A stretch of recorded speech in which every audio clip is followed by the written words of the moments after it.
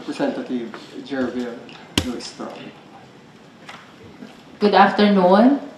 So, to give an update, natapos na po ang marking of exhibits and na-terminate na rin ang pre-trial conference. Of course, we expressed our thanks and gratitude to the impeachment court sapagkat through the intervention of the impeachment court, nakatapos kaming magbarka, especially with voluminous documents pertaining to the article on unexplained wealth and the article on confidential fund, no? You will remember that during the first PTC, we agreed that the offer of stipulation of facts will just be submitted in writing, no? At lahat po ng comments, counter stipulations to the proposed stipulation of facts were already submitted as well to the impeachment court. We also inquired kung gaano ba katagal ang magiging proceedings during the trial. They pronounced that it will start at 2 o'clock in the afternoon. So I asked kung ilang oras ba ang ide-dedicate dito sa impeachment trial because that is very material for us to determine kung ilan talaga ang trial dates na kakailanganin namin. Kung mahaba ang igugol na oras sa impeachment trial, we may be able to present 2 witnesses per trial date. Otherwise, kung maigsi, baka isang witness lang per trial date, no? But again, that concern is likewise submitted to the impeachment court. And then we put on record our observation about the common exhibits that in spite of the willingness of the prosecution, that we share the marking in the same exhibit because after all, it is exactly the same. That's why we call it common exhibit. The defense maintained their position to put their marking on a separate set of documents. I placed on record that that position of the defense actually prolonged the process of pre-marking of the exhibits of both the defense and the prosecution.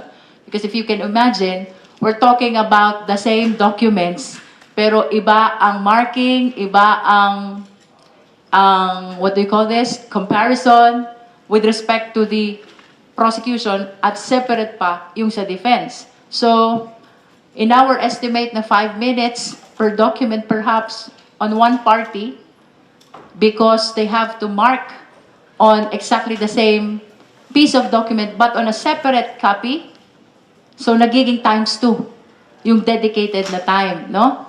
So that's one. We also manifested again our observation about the seeming inclusion of the same witnesses of the prosecution and the same exhibits of the prosecution, no? We understand na sabay nag-file ng pre-trial brief, but you will remember yung ebidensya ng prosecution that has been publicized as early as 19th Congress during the Inquiry and Aid of Legislation of the Committee on Good Government and Public Accountability, then presided by Congressman Joel Chua, na nasa tabi ko, di ba? Yun namang ibang ebidensya doon was publicized during the clarificatory hearing of the Justice Committee, also in line with this impeachment trial, no? So, we just registered it in the records of the impeachment court, our observation that a significant number of witnesses and exhibits of the prosecution is likewise listed in the list of exhibits and witnesses of the defense. And we also registered our observation that the purpose for the presentation of their witness is very general, very vague. And that is why we filed our manifestation last June 22. That is for the defense to specify the purpose for the presentation of their witness. Kasi the observation is same witness as the prosecution. And that is why we find it strange. While they can raise their questions during cross, why do they have to present them during their direct? No? Kung kaya mo namang itanong during cross, why do you have to present them during their direct? I'm pertaining to the pieces of evidence and witnesses of the prosecution. But then again, we would like to acknowledge that prerogative yan ng defense to determine kung anong ebidensya ang gusto nilang ilatag. Sa amin lang, we are requesting for them to specify the purpose because we really find it strange na yung ebidensya ng prosecution, yun din ang ebidensya ng depensa. Tapos pagdating dun sa exhibits, parehas yung documents nyo, they refuse to mark on the same document. At ang gusto nila, separate set of documents. But again, we would like to express that we recognize that the defense's prerogative to maintain that position, no? So, ultimately, we reiterated the last manifestation which we filed, no? Kasama dito yung opening of the BIR box. As a matter of fact, we requested the impeachment court and the defense to join us in our position to open the sealed box because after all, we received that sealed box in our exercise of our compulsory process during the hearing of the Justice Committee of the House of Representatives. We issued a subpoena to the Commissioner of the BIR and for the production of the income tax return of both the respondent and the spouse.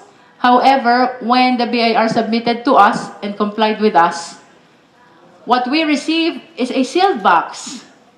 So we do not even know, really, the pieces of documents inside.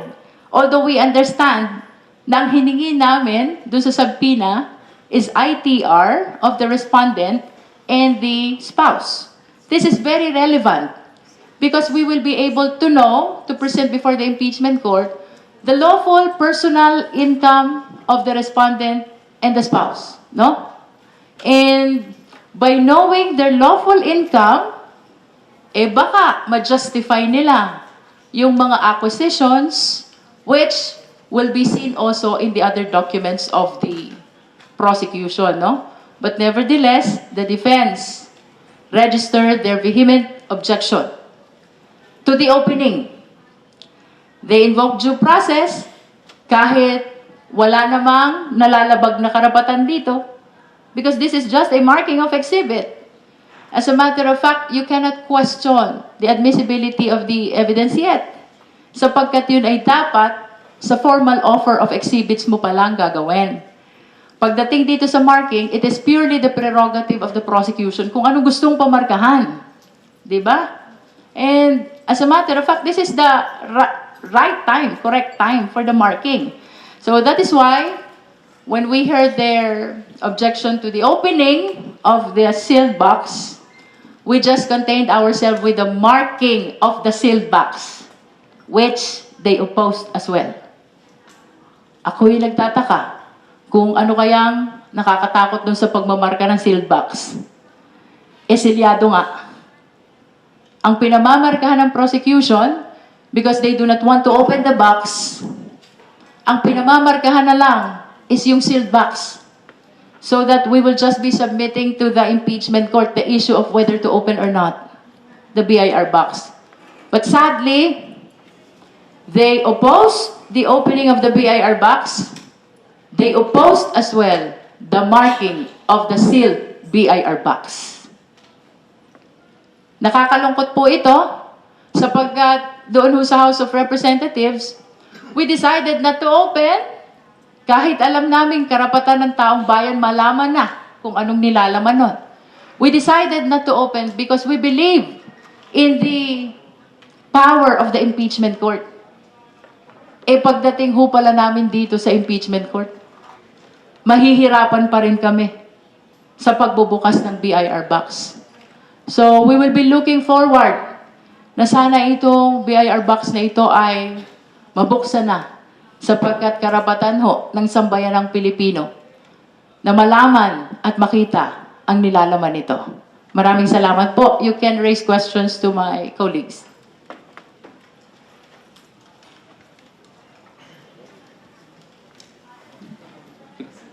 Hello po, good evening. I'm Lance po from Newswatch Plus. So, regarding po dun sa BIR box, safe to say no, the decision on this mangyayari na mismo sa trial proper sa mismong paglilitis.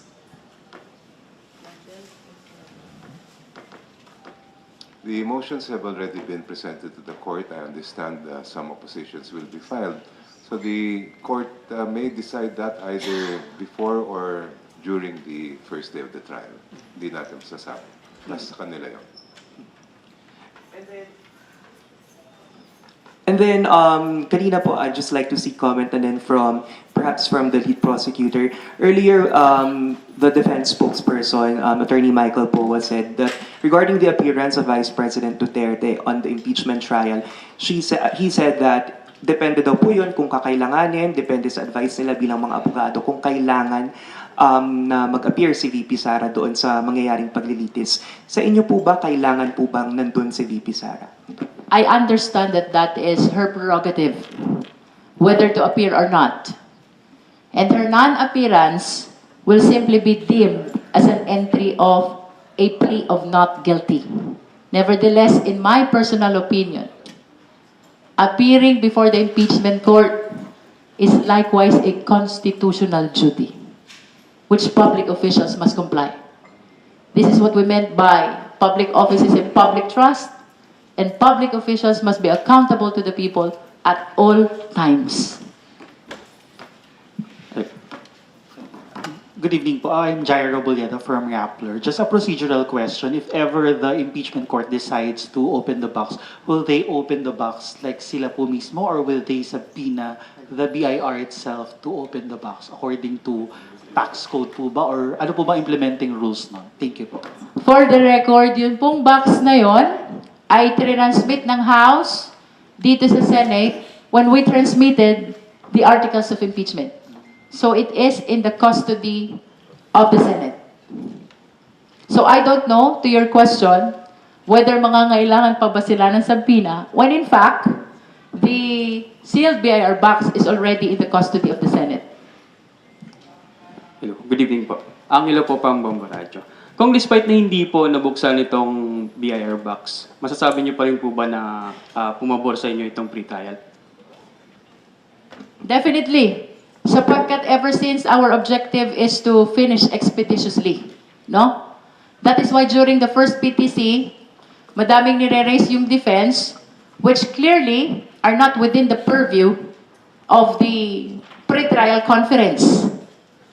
We opted not to engage with the defense with respect to the issues which are being raised, like the determination of two-thirds threshold, no? The allegation that we did not transmit all the exhibits and documents to the respondent. It was a clear position not to engage with those issues because our objective ever since is to finish this pre-trial conference expeditiously.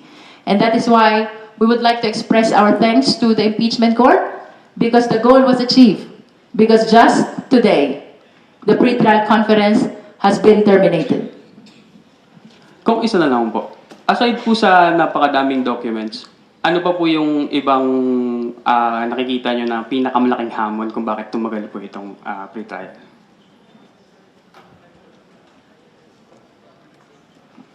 Well, unang-una, kagaya ng binanggit kanina ni Chair Jinky, dun sa marking of evidence, sa isang dokumento po, pwede naman po na both yung prosecution at saka yung defense, sa isang dokumento, pwedeng magmarkahan na parehas dyan para maka-save tayo ng oras.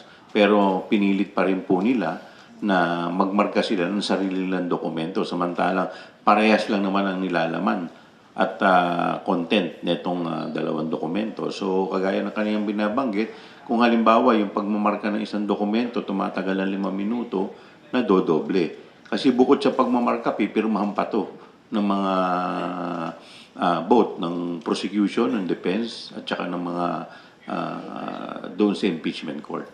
So, dumadami at humahaba yung proseso, nadodoble. Pero kung sabi po ni Attorney Poa kahapon, may incident po daw sa markings na nagkulang po daw yung document nyo ng isang page. Isolated lang po yun. Hindi naman po sa lahat ng pagkakataon. Nangyayari naman po yan. Dagdagan ko lang yung sinabi ni Kong Joel, ha? For DEP's document evidencing payment, no? For OVP and DepEd, we're talking about 1,900 plus for DepEd and 2,000 plus for OVP. 4,000 in total, no? So, mamarkahan niya ng prosecution individually. And then because they refuse to agree that we mark in the same document, then they have to mark as well those 4,000 exhibits which likewise form part of their documents. 8,000 in total ang DEPs. Kongs Mary Monreyes po from One News. Makikitanong lang din po sana, di ba po part ng pre-trial brief po ng prosec yung box? Tama po ba? That's correct. Okay po. So how does it work po ba? Nabanggit nyo dapat magpirmahan. So since hindi pumayag ang defense, walang pirmahang nangyari po tungkol doon sa box to be marked? Well, wala namang permahang mangyayari, no? Except that they manifested their intention to file comment, which we interpreted as objection to our position to open the box. But to your question earlier as to whether that box is part of the pre-trial brief and the manifestation, yes, they are part. Not only the contents, but even the sealed box itself. Pero hindi naman po ibig sabihin na hindi siya namarkahan. Well, for the record lang din po for soundbite. Hindi naman porket hindi siya namarkahan ngayon, out of the presentation na po siya. It will be subject to the judgment, prerogative of the impeachment court. But of course, ito po'y karapatan ng sambayan ng Pilipino na makita kung anong nilalaman ng box. Hindi po kami naglakas ng loob sa House because we understand that we are not the impeachment court.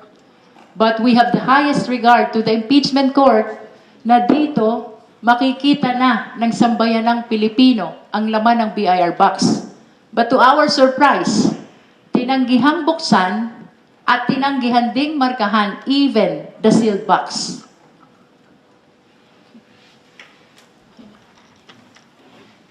Kung just a follow-up question on the Dagdag ko BIR. lang Ay, po. sorry po. Sige po. Kong. But can you ask your follow-up questions? Baka... Sige po. Just a follow-up question po, Kong, so on the BIR. If ever po, hypothetically, hindi po umayon po yung impeachment court on the prosecution's favor, halimbawa po, hypothetically, would the two articles, specifically on the confidential funds and the unexplained wealth, still stand despite the absence of the BIR? Thank you. Malakas pa rin ang aming ebidensya dito sa unexplained wealth. In fact, ito ay mas makakadagdag lamang ng linaw. At, well, kagaya po ng binabanggit kanina ni Chair Jinky, hindi naman natin alam kung ano naman ito. Po pwede naman ito ay maging dahilan para ma-justify nila yung kanilang ari-arian. Pero kaya nga nakakalungkot po kanina dahil ang SecGen naman kanina, yung tumatayong clerk of court ng Senate, ay hindi naman po pwedeng magdesisyon. Kaya po ito ay hindi na desisyonan kanina. Yung dag ay umaasa kami na when we file that manifestation with certain proposals, and that includes the opening of the ballot of the BIR box and the inventory of the contents, kasi kailangan malaman na yung laman ng BIR box. Umaasa kami na walang magiging issue doon. Kasi sila mismo, doon din sa kanilang pre-trial brief, ay meron din silang reserve evidence and relating to BIR submissions. So katulad mo sa pre-trial brief na sinubmit ng prosecution, meron doon about tax records and reserve documents, and therefore, ganon din doon sa defense, meron din sila ganon na plano to submit BIR submissions. So why are they refusing now to open and make an inventory and find out the contents of that BIR box? Na sila mismo rin may ganong reservation, may reserve evidence din sila pertaining to BIR submissions. Galing nga yun sa BIR. Nung katulad nung binanggit kanina ni Chair Jinky, ay sinubmit yun ng BIR Commissioner doon sa Justice Committee. Na tinansmit naman ng Justice Committee dito sa Senado. So nandyan na. And karapatan, prerogative ng any party, either or both parties, na magpamarka ng anuman ang intended evidence nila. So yun ang hindi namin po maintindihan kung bakit ginawa pang issue na hindi na dapat kunin or hingin yung permiso ng korte, ng impeachment court, kung nag-agree sana both parties, kung nag-agree yung defense, na buksan na talaga at this point yung BIR box. Tsaka kung wala naman pong tinatago, buksan na natin yung box. Kung malinis naman po yung kanilang konsyensya, di labas ang ebidensya. Follow-up question po regarding the marking of the box. Basically, kaya po hindi siya namarkahan kasi may objection from the other camp? Or is it because it's sealed, kaya hindi siya ma-mark as you would the other evidences? Initially, what we are requesting is the opening. So that after the opening, we will be requesting the contents, the documents inside, to be marked. But since they opposed the opening, we contained with just marking the sealed box. Even the marking of the sealed box was opposed by the defense. Pero kung how would it work po kung hindi po siya ngayon umusad? And that is why we registered our reservation as to the marking of the box, including its contents, because we understand that there's a rule that all the evidence must be pre-marked during PTC. Otherwise, you will not be able to present that during the trial. Nevertheless, the records will show that we really tried to have them marked. The contents, and when they oppose, at least the sealed BIR box. Di ko nga maintindihan eh. Kayo ba? Ano bang nakakatakot dun sa selyadong BIR box na mamarkahan lang naman? Di ba? Kung is it an unusual case po na may certain documentary evidence na hindi na pre-mark? Or dito lang po sa case ng BIR green box? Dito lang, kasi selyado nga yung box. If you will remember, it was presented during the Justice Committee. Pinagdebatehan niya ng Justice members. I think pinagbotohan pa nga. At ang nanalo, wag buksan, i-transmit na lang sa Senado. Of course, we would like to invoke the exclusive power of the Senate to try and decide all impeachment cases. Nasa trial na tayo, di ba? So dapat may kapangyarihan ng impeachment court to open it. And we do not understand kung bakit ito'y hindi bubuksan. Karapatan ng taong bayan malaman ang laman ng BIR box. Okay, we will entertain one last question. Yung sa akin po, procedural lang po. When do we expect the order, and then di pa po magre-respond po kayo? Ano po yung mga babantayan nyo that would warrant a response? Because I understand, pwede rin po hindi kayo mag-respond kung wala namang dapat sabihin. The defense was given until tomorrow afternoon to file their comment to our two manifestations, no? Yung isa is our request to specify the purpose for the presentation of documents and witnesses, especially those na kagaya ng sa prosecution. Second is their comment to our second manifestation. That is with respect to the use of English and Filipino as official language for the trial. The participation of the public and private in the presentation of the witness. And ultimately, itong opening of the BIR box. So they were given by the impeachment court until tomorrow afternoon to file their comments, no? And for us naman, naka-file naman yung manifestation namin, we will just be waiting for the PTO, at kung may concern kami on the contents of the pre-trial order, then we are allowed to file our respective comments, both the defense and the prosecution. Alright, maraming salamat po sa pagkakataong binigay nating mga kapatid na media sa ating prosecution panel para ipaliwanag yung mga ilang issue kaugnay ng naganap na pre-trial conference. Muli po, magandang gabi, maraming salamat.